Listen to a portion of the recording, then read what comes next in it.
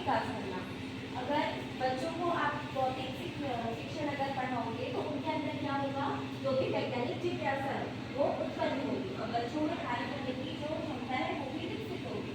तो इससे उनका दृष्टिकोण का विकास होगा, बच्चे नई नई चीजें सोच पाएंगे। ठीक, अर्थ होता है शिक्षण प्रक्रिया को रुचिकर, सक्रिय एवं संभावनात्मक बनाता है।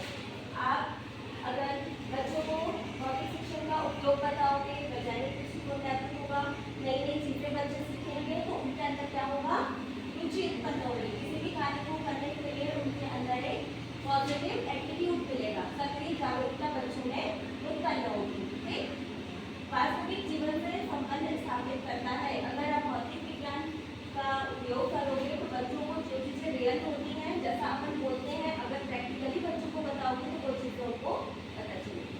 ठीक है,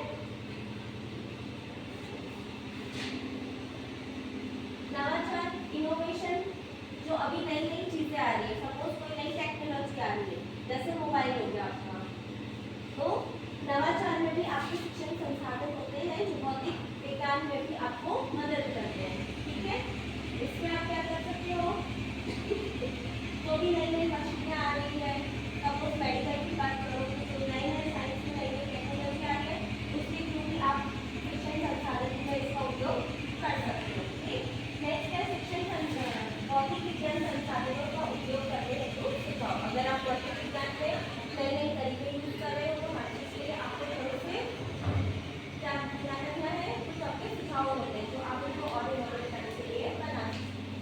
तो संसाधनों का चयन विद्यार्थियों के स्तर के अनुसार करेंगे। ऐसा नहीं कि बच्चे का लेवल क्या है, आप उसकी क्या बता रहे हो।